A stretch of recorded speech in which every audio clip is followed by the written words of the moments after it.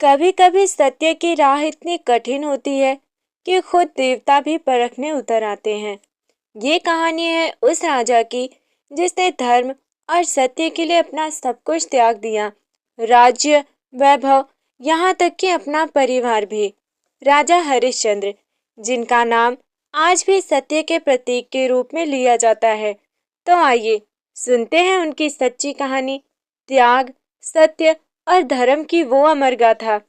प्रस्तुत करती है सतीश शैव्या, सच्ची कहानी @वृंदावन स्टेटस गैलरी पर। तो चलिए हम शुरुआत करते हैं।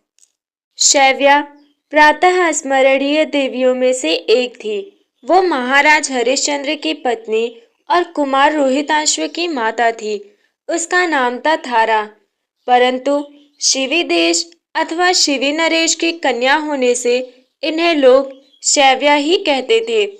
शैव्या आदर्श सती थी।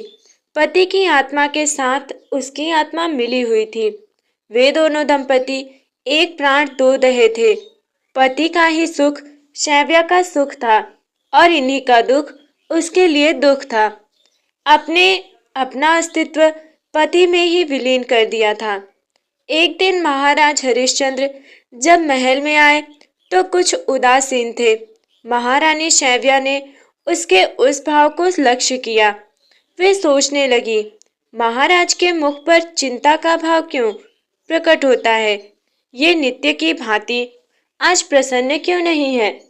इनके नेत्रों से सदा की भांति स्नेह की वर्षा क्यों नहीं होती? अवश्य ही इनके मन में कोई कष्ट है। इस विचार से पति प्राण शैव्या के हृदय में बड़ी व्यथा हुई। उन्होंने उदासीनता का कारण पूछा। महाराज हरिश्चंद्र ने कहा, प्रिय, भगवान की दया से मेरे द्वारा कोई ऐसा कार्य नहीं हुआ जिसे अनुचित कहा जा सके। मैंने वन में मुनिवर विश्वामित्र को उसके मांगने पर अपना सारा राजपाट दान कर दिया। अब मैं राजा नहीं, अकिंचन हूँ। मुझे अपने लिए चिंता भी है, किंतु इस दशा में तुमको और रोहिताश्व की जो कष्ट होगा वो मुझसे कैसे देखा जाएगा? यही सोचकर मन में व्यग्रता सी हो रही है। अब तो उल्टे प्रसन्न होना चाहिए। राजा और धन कितने दिन रहने वाला है? आज है, कल नहीं। वो शरीर जिसे हम इतनी सावधानी से रखते हैं वो भी तो सदा नहीं रहता। संसार में धर्म ही नित्य एवं परलोक में सुख देने वाला माना गया है। यदि इस नश्वर धन से क्षणभंगुर शरीर से नित्य धर्म का पालन हो सके तो प्राण देकर भी जीवन की सफलता है। राजा के प्रपन में पकड़ पड़कर मनुष्य भगवान को भूल जाता है। अब निश्चिंत होकर हम भगवान का भजन कर सकेंगे जिसके लिए ये शरीर मिला है। ये देश की वास्तविक सिद्ध होगी। इस राजकाज में फंसकर आप मुझसे दूर रहते थे। मैं भी आपकी सेवा से वंचित रहती थी। अब आप मेरे निकट रहेंगे। मैं भी आपकी सेवा करके सुखी ही रहूंगी। अतः ये तो मेरे लिए बड़े आनंद की बात हुई। राज्य और धन का इससे सुंदर उपयोग और क्या हो सकता है? पति का अखंड प्रेम और उनकी सेवा का सतत सौभाग्य, यही पत्नी के लिए सबसे बड़ा सुख है। इसके बिना तीनों लोकों का राज्य पाकर भी साधव स्त्री संतुष्ट नहीं हो सकती। शैव्या की ये बात सुनकर हरिश्चंद्र की सारी चिंता मिट गई। वे मन ही मन पत्नी के सद्गुणों और सद्विचारों की प्रशंसा करने लगे। रात बीती, दूसरे ही दिन सवेरे विश्वामित्र जी आ धमके और बोले, यदि तुमने ये राज्य मुझे दे दिया तो जहां जहां मेरा प्रभुत्व हो वहां से तुम्हें निकल जाना चाहिए। बहुमूल्य वस्त्र और आभूषण सब यहीं छोड़ दो। बिल्कुल वस्त्र पहनो और अपनी स्त्री एवं पुत्र को साथ लेकर जल्दी चले जाओ। बहुत अच्छा, जैसी महाराज की आज्ञा। यूं कहकर हरिश्चंद्र जी चल दिए। उन्हें जाते देख रानी शैव्या और रोहिताश्व भी पीछे ही लिए। तब विश्वामित्र ने हरिश्चंद्र को रोककर कहा, मुझे राज सूर्य की दक्षिणा दिए बिना कहाँ जाते हो? राजा ने कहा, भगवान, अब तो मेरे पास ये 3 शरीर ही शेष है। मुझे 1 मास का समय दीजिए। मुनि, देखो, 30वें दिन दक्षिणा ना दोगे तो मैं भी श्राप दे दूंगा। इतना कहकर चले गए। राजा हरिश्चंद्र दीन और असहाय की भांति पैदल चले जा रहे थे। रानी शैव्या चलने का अभ्यास ना होने से यूं ही थकी रहती थी। उस पर बालक रोहिताश्व उनकी गोद से उतरता ही नहीं था, जिसे सैकड़ों वासियां हाथों हाथ लिए रहती थी। बड़ी सुकुमार बालक कभी पैदल, कभी माता पिता के गोद में बैठकर चल रहा था। चलते चलते कई दिन बाद वे काशी के समीप पहुंचे।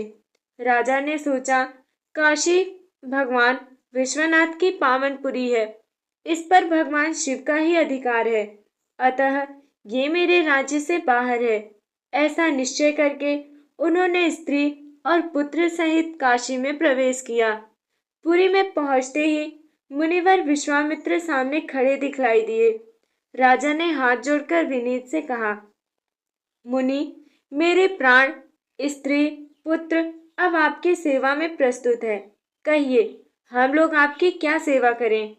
विश्वामित्र ने कहा, राजा, आज 1 मास पूरा हो रहा है, मुझे राजसूर्य की दक्षिणा चुका दीजिए।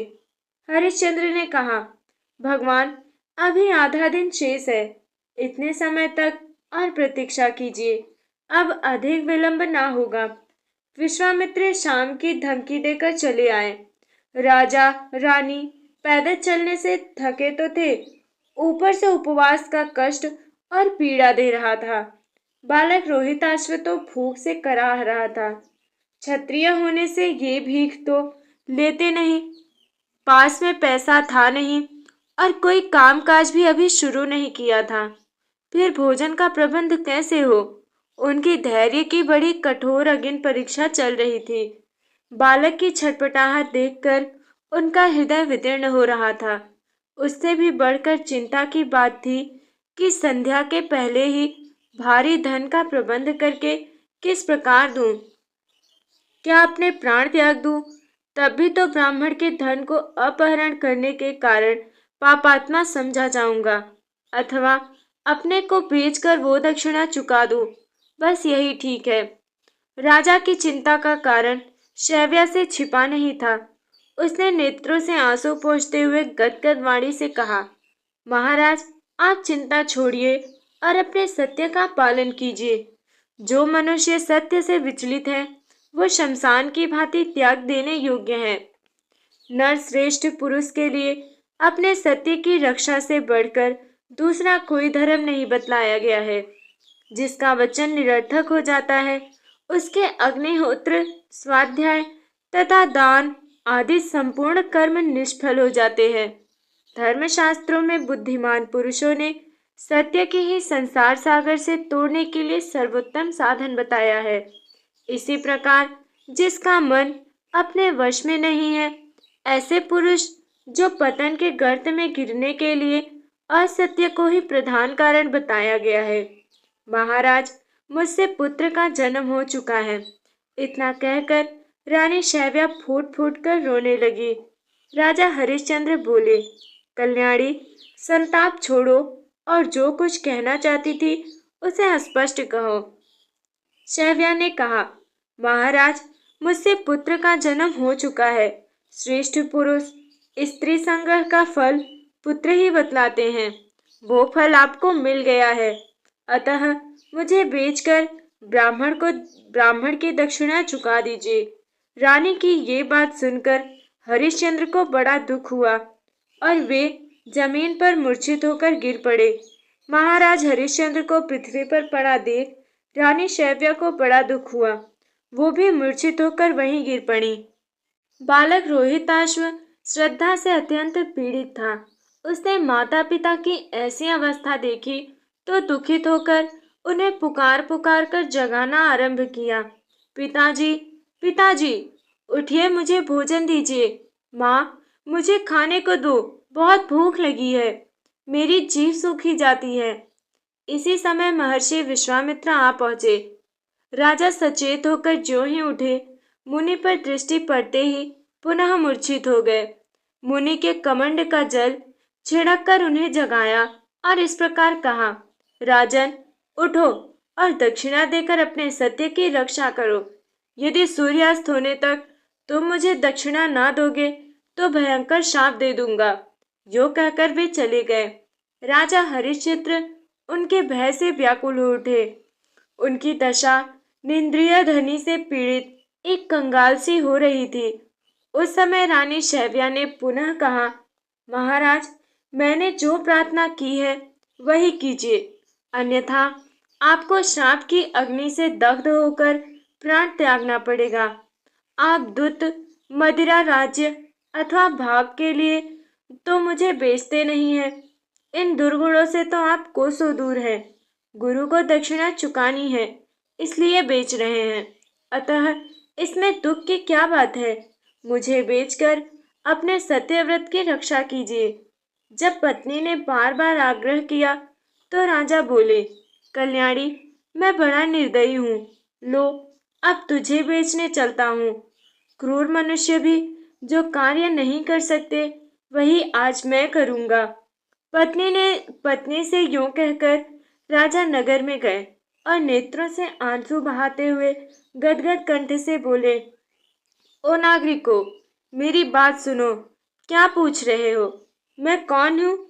लो, मेरा परिचय सुन लो। मैं क्रूर हूँ, मैं मनुष्यता से रहित हूँ, मैं राक्षस से भी कठोर हूँ, क्योंकि प्राणों से भी प्यारी पत्नी को बेचने के लिए आया हूँ। यदि आप में से किसी महानुभाव को दासी की आवश्यकता हो तो वे शीघ्र बोलें। इस असहाय दुख में भी जब तक मैं जीवन धारण किए हूँ तभी तक बात कर ले। ये सुनकर एक बूढ़ा ब्राह्मण सामने आया। उसने कहा, दासी को मेरे हवाले कर, मैं इसे धन देकर खरीदता हूँ। मेरी पत्नी बहुत सुकुमारी है, उससे घर के काम धंधा नहीं हो पाते। यो कहकर ब्राह्मण ने राजा के वत्कल वस्त्रों में धन बांध दिया और पत्नी को खींचकर साथ ले चला। माता की इस दशा में देख बालक रोहिताश्व रो उठा और हाथ से उसका वस्त्र पकड़कर अपनी ओर खींचने लगा। उस समय रानी ने देखा, बेटा, आओ जी भरकर देख लो, तुम्हारी माता अब दासी हो गई है। तुम राजपुत्र हो, मेरे स्पर्श ना करो, अब मैं तुम्हारी स्पर्श करने योग्य नहीं रही। इतने में ब्राह्मण शैव्या को घसीट ले चला। ये देख रोहिताश्व माँ माँ कहकर रोता हुआ दौड़ा। उसके आंख आंसुओं से भरे हुए थे। जब बालक आया तो ब्राह्मण ने क्रोध में भरकर उसे लात से मारा। तब भी उसने अपनी माँ को नहीं छोड़ा, केवल माई माई ओ माई कहकर बिलखता रहा। ये देख रानी ब्राह्मण से बोली, स्वामीन, आप मुझ पर कृपा कीजिए, इस बालक को भी खरीद लीजिए। इसके बिना हम मन लगाकर अपना कार्य नहीं कर सकती। मैं बड़ी अभागिनी हूँ, मुझ पर दया करके बछड़े से गाय की तरह इस बालक से मुझे मिलाइए। ब्राह्मण ने रोहिताश्व को भी खरीद लिया। जाते समय शैव्या ने मन ही मन हरिश्चंद्र को प्रणाम किया और नेत्रों में आंसू भरकर भगवान से प्रार्थना की कि हे प्रभु, यदि मैंने दान दिया हो, हवन किया हो तथा ब्राह्मण को भोजन से तृप्त किया हो तो उस पुण्य के प्रभाव से मेरे स्वामी हरिश्चंद्र फिर मुझे प्राप्त हो। ऐसा कहकर शैव्या उनके चरणों में गिर पड़ी। राजा से ये अवस्था देखा न गया। वे फूट फूट कर रोने लगे। इस बात विश्वामित्र आए। राजा ने अपनी पत्नी और पुत्र को बेचने से जो धन मिला था वो सब उन्हें दे दिया। अब भी दक्षिणा पूरी नहीं हुई। अब की बार राजा ने अपने आप को बेचने के लिए आवाज सुनकर तुरंत ही एक चांडाल आ निकला। राजा ने इच्छा ना करते हुए भी मुनि के दबाव से अपने को चांडाल के हाथों बेच दिया। मुनि दक्षिणा लेकर चले गए। राज श्मशान घाट की रक्षा करने लगे। इतने पर ही उन्होंने धर्म ना छोड़ा, दृढ़ता पूर्वक उसके पालन में लगे रहे। एक दिन जब वे स्मशान में पहरा दे रहे थे तो एक स्त्री को करुणा पुकार सुनाई दी। वो अपने बालक को जो सांप के काटने से मर गया था जलाने के लिए लाई थी।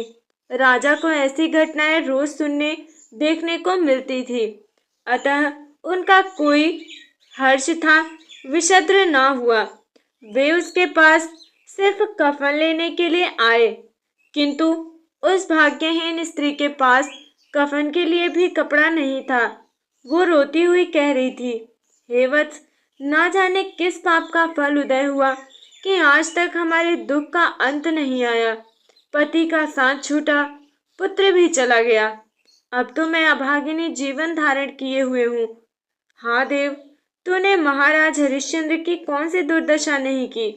उनका राज्य गया, उनकी स्त्री बिक गई और ये एक पुत्र बचा था, वो भी आजकल के गाल में चला गया। तब हरिश्चंद्र ने पहचाना, ये शैव्या है, ये मेरे ही हृदय का टुकड़ा रोहिताश्व है। इन दोनों का वो दुर्व्यवस्था, हाय। या विलाप करते हुए हरिश्चंद्र मूर्छित हो गए। अब शैव्या ने पहचाना, पति को इस दुखावस्था देखकर वो भी मूर्छित हो गई। फिर दोनों को चेत हुआ। दोनों ने एक दूसरे को आप बीती कह सुनाई। दोनों ही दुख से व्याकुल होकर देर तक ऋण विलाप करते रहे। तदंतर राजा ने अपने को संभाला और कहा, शैव्या, कफन अग्नि संस्कार करो। मैं इस समय बालक का पिता नहीं, चांडाल का सेवक हूँ। शैव्या ने कहा, स्वामीन, मेरी दशा भी तो आपसे छिपी नहीं है। बिकी हुई दासी को कफन के लिए पैसा कहाँ से मिले। ब्राह्मण को इतना ही उदारता है कि बालक को दाह संस्कार करने की छुट्टी दे दी। हरिश्चंद्र ने कहा, मैं कुछ नहीं सुनता। शैव्या ने कहा, एक ही साड़ी मेरे पास है, इसी में से आधा फाड़ कर कफन के लिए देती हूँ, आधे से अपनी लाज की रक्षा करती। हरिश्चंद्र ने स्वीकार किया। परीक्षा की ये अंतिम सीमा थी। शैव्या जो ही साड़ी फाड़ने लगी, संपूर्ण देवता वहां प्रकट हो गए। सबने शैव्या को रोका। हरिश्चंद्र के त्याग, सत्य, धर्म और सत्य की सराहना की। रोहताश्व को जीवन दान मिला। महाराज हरिश्चंद्र, पत्नी शैव्या तथा समस्त अयोध्यावासी प्रजा विमान पर बैठकर स्वर्ग में गए। रोहिताश्व को अयोध्या राज्य मिला। हरिश्चंद्र ने अपने सतीत्व के प्रभाव से अपना और अपनी प्रजा का भी उद्धार कर दिया। तो दोस्तों, राजा हरिश्चंद्र की ये कहानी हमें ये सिखाती है कि सत्य की राह कठिन हो सकती है, लेकिन उसका अंत सदा उज्जवल होता है। जिसने सत्य को अपनाया, उसने स्वयं भगवान को पा लिया। आज के युग में भी यदि हम अपने जीवन में ईमानदारी, त्याग और धर्म को स्थान दें, तो हरिश्चंद्र की तरह हम भी अपने भीतर का राजत्व पा सकते हैं। दोस्तों, अगर आपको ये कथा पसंद आई हो तो इसे लाइक करें, शेयर करें और चैनल सती शैव्या सच्ची कहानी @वृंदावन स्टेटस गैलरी को सब्सक्राइब करना ना भूलें। अगली कथा में फिर मिलेंगे एक नई सच्ची कहानी के साथ। तब तक सत्य और धर्म की ज्योति अपने भीतर जलाए रखिए। जय सत्य, जय धर्म, जय श्री प्रभु। राधे राधे।